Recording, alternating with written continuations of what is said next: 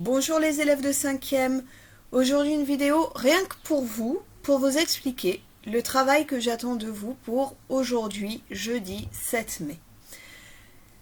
On va voir plein de choses dans cette vidéo, c'est pour ça que je veux vraiment vous montrer ça en direct pour que vous puissiez revoir la vidéo de nombreuses fois.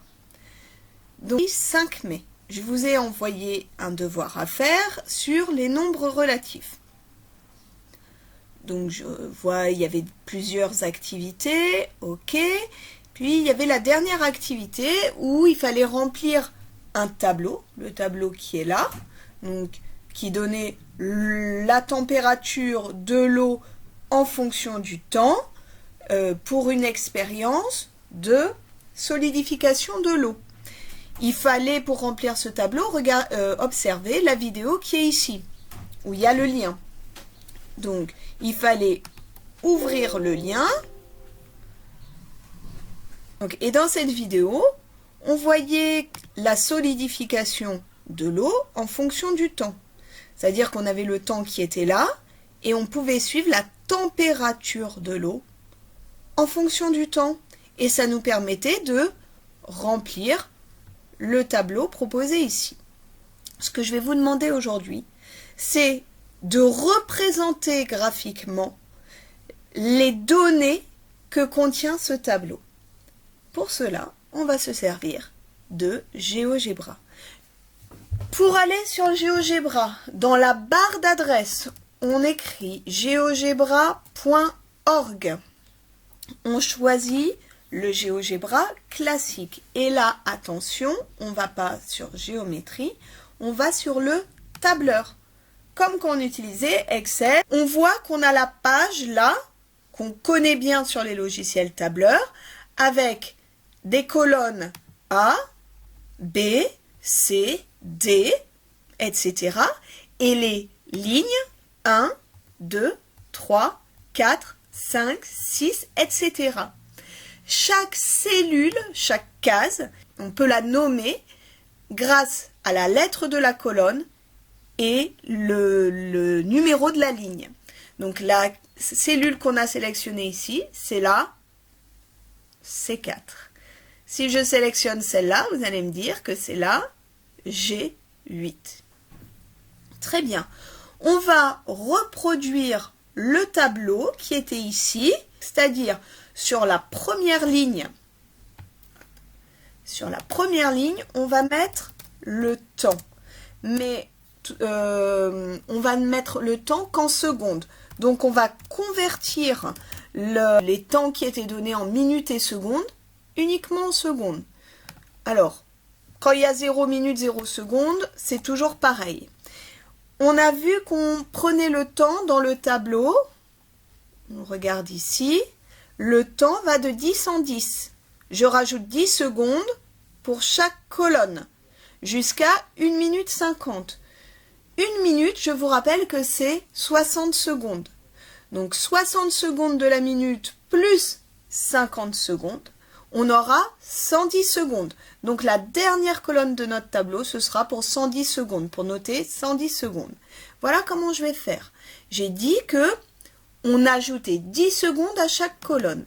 Rappelez-vous, quand on utilise un logiciel tableur, chaque cellule peut être transformée en calculatrice, à condition de mettre quoi au tout début? J'aimerais entendre en chœur le signe égal. Le voilà, il est là. Je lui dis, tu prends la B1 et tu lui ajoutes, donc avec le signe plus pour ajouter 10 secondes. Merveilleux, c'est une calculatrice, il a réussi à faire le calcul. Vous voyez que que la cellule là sur laquelle j'ai appuyé, comme il y a une formule, il me propose là ce petit en bas à droite, un petit carré bleu que je peux attraper. Vous avez vu que ma souris change de tête. Hop, je l'attrape et je tire, je me déplace. Donc là, je suis à 100, mais moi, je veux aller jusqu'à 110. Donc, j'attrape et je tire. Et voilà, on est à 110. Vous allez me dire, oui, mais madame, là, on ne voit pas comment on fait pour agrandir la colonne. Je clique sur ma colonne A Et là, vous voyez encore une fois, la tête de ma souris a changé. Je clique pour l'attraper et je l'agrandis. Et du coup, je me rends compte que j'ai écrit seconde. N'importe quoi. En seconde. Et la voilà. Ici, sur le tableau qu'on avait, dans la deuxième ligne, on a la température de l'eau en degrés. Très bien. Je vais le noter ici. Température en degrés. Vous avez vu, entre parenthèses, je mets l'unité en degrés Celsius pour être exact. Et là, ça va être à vous de rentrer les valeurs. Donc sur GeoGebra, quand on rentre des grandeurs, donc quand on rentre un nombre négatif, donc j'ai le moins du 6, et après je rentre n'importe quelle valeur. Vous voyez que, comme sur le logiciel tableur, quand il reconnaît que c'est un nombre, il le met à droite de la cellule. Si c'est pas un nombre, il le met à gauche. Vous voyez que temps et température, c'est aligné sur la gauche, alors que tous les nombres sont alignés sur la droite de la cellule. Donc là, c'était pas moins 7, mais plus 7. Donc, pas besoin de mettre de signe. Dernière chose qu'il faut noter sur GeoGebra, c'est que la virgule est remplacée par un point. Si par hasard, vous voulez noter 7,5, eh bien là, il le transforme directement en 7,5. Ne soyez pas surpris. Sauf que moi, c'était pas 7,5 à 10 secondes. Normalement, si vous avez fait comme moi, vous avez noté que la température de l'eau est de 5 degrés. Très bien. À 20 secondes, la température de l'eau est de 3 degrés. Je vais faire que 3 points. D'accord? Pour vous montrer, vous ferez le reste. Hop, je veux voir mon graphique.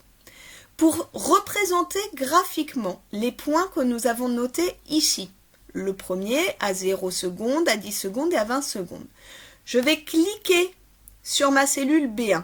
Je reste appuyé et je me déplace jusqu'à la cellule D2. Et puis là, je lâche tout. Ça y est, j'ai lâché, vous voyez, je peux me déplacer. On voit que, donc, j'ai sélectionné les 6 cellules qui sont ici et qui représentent 3 points. Je clique droit. Et là, je vais sur Créer. Il y a une liste qui se déroule. Et moi, ce que je veux, c'est représenter soit une liste de points, soit une ligne brisée. Je vais choisir la ligne brisée. Et là, je vois qu'il y a quelque chose qui est apparu.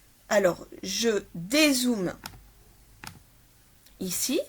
Je peux me déplacer et je vois qu'il y a 3 points qui sont apparus. C'est le début d'une représentation graphique. Ce que je vous demande aujourd'hui, les élèves, c'est de représenter tous les points de la courbe, d'accord, jusqu'à 110 secondes. Donc ça va continuer. Les secondes sont représentées sur cet axe et les températures sur celui-là. On voit bien que à 0 secondes, la température ici est de 7 degrés. Et bien j'ai un point à 7 unités sur cet axe. Ici, j'ai dit que c'était le temps en secondes. Quand je suis à 10 secondes, je regarde mon point, je vois que la température est à 5, etc., etc. Quand vous voulez enregistrer ce document pour pouvoir me l'envoyer ou pour le conserver, vous allez dans Fichier, Sauvegarder. Vous choisissez de continuer à enregistrer sans vous connecter. Vous donnez un nom à votre fichier, les températures. Donnez toujours, pour que je puisse identifier votre fichier, vous mettez votre nom ou votre prénom, c'est très bien. Les températures. Voilà, c'est enregistré. Une fois que vous voyez que c'est là, ça veut dire que ça s'enregistre dans le dossier de téléchargement. Je vais voir le mien. Il est là. Les températures Nadia. Vous pouvez m'envoyer ce fichier ou, comme d'habitude, me faire une capture d'écran et me l'envoyer en photo comme vous avez l'habitude de faire. Les élèves, à vous de jouer.